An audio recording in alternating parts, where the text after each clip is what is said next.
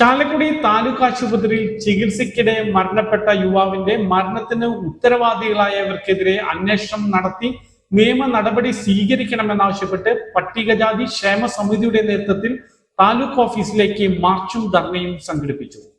Chalakudy government taluk ആശുപത്രിയിൽ ചികിത്സയ്ക്കിടെ മരണപ്പെട്ട കോടശ്ശേരി പഞ്ചായത്തിലെ വൈലാത്തറ പട്ടികജാതി സങ്കേതത്തിലെ വാവൽത്താൻ സിദ്ധാർത്ഥൻ മകൻ സിനീഷിന്റെ മരണത്തിന് ഉത്തരവാദികളായവരെ അന്വേഷണ വിധേയമാക്കി നിയമ നടപടിയെടുക്കണമെന്നാവശ്യപ്പെട്ട് പട്ടികജാതി ക്ഷേമ സമിതി ചാലക്കുടി ഏരിയ കമ്മിറ്റിയുടെ നേതൃത്വത്തിൽ ആശുപത്രിയിലേക്ക് മാർച്ചും ധർണയും സംഘടിപ്പിച്ചു. രാജ്യത്തെ ഏറ്റവും നല്ല ആശുപത്രിക്കുള്ള ദേശീയ അവാർഡുകൾ കരസ്ഥമാക്കിയ ചാലക്കുടി താലൂക്ക് ആശുപത്രിയെ തകർക്കുന്ന MLA സനീഷ് കുമാർ ജോസഫിന്റെയും കോൺഗ്രസിന്റെ മുനിസിപ്പൽ ഭരണസമിതിയുടെയും അനാസ്ഥയെ തുറന്നു കാണിച്ചായിരുന്നു സമരം. PKS സംസ്ഥാന വൈസ് പ്രസിഡന്റ് സഖാവ് PK ശിവരാമൻ ധർണ ഉദ്ഘാടനം ചെയ്തു. പ്രസിഡന്റ് VV ശശി മാസ്റ്റർ അധ്യക്ഷനായിരുന്നു. ഏരിയ സെക്രട്ടറി PC മനോജ് സ്വാഗതം പറഞ്ഞു. CPIM area secretary KS Ashokan, PKS ജില്ലാ secretary KV Rajesh, PK Krishnan, MC Shaju, PA Murali എന്നിവർ സംസാരിച്ചു.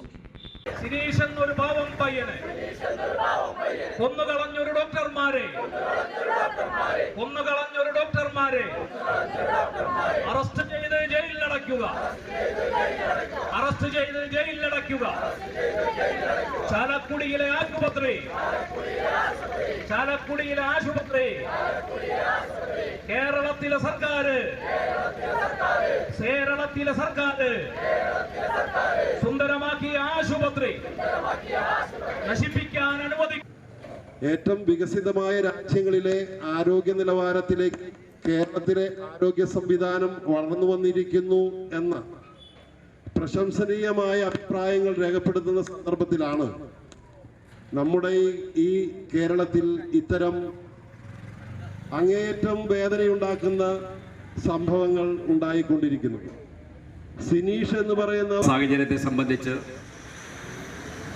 സ്വാഗത പ്രസംഗത്തിലും അധ്യക്ഷ പ്രസംഗത്തിലും ഇവിടെ വിശദീകരിച്ചു കഴിഞ്ഞു. ഈ ആശുപത്രിയിൽ കഴിഞ്ഞ വെള്ളിയാഴ്ചയുണ്ടായ ഒരു ദാരുണമായ സംഭവത്തെ തുടർന്ന് പട്ടികജാതി വിഭാഗത്തിൽപ്പെട്ട ഏറ്റവും പാവപ്പെട്ട 33 വയസ്സ് പ്രായമുള്ള സിനീഷ് എന്ന് പറയുന്ന ഒരു ചെറുപ്പക്കാരൻ മരണപ്പെടുകയുണ്ടായി. ആ മരണത്തിന് ഉത്തരവാദിയായവരെ നിയമത്തിന്റെ മുന്നിൽ കൊണ്ടുവന്ന് നടപടി സ്വീകരിക്കണമെന്നതാണ് ഈ സമരത്തിന്റെ ഏറ്റവും പ്രധാനപ്പെട്ട മുദ്രാവാക്യം. ഈ ആശുപത്രിയിലേക്ക് നടന്നു വന്ന് ഹെർണിയ രോഗവുമായി വന്ന് ചികിത്സ തേടാൻ വന്ന് അതിന്റെ ഭാഗമായി ഓപ്പറേഷന് തീരുമാനമെടുത്ത് അതുമായി ബന്ധപ്പെട്ടുകൊണ്ടാണ് ആ ചെറുപ്പക്കാരൻ മരണപ്പെടുന്നത്.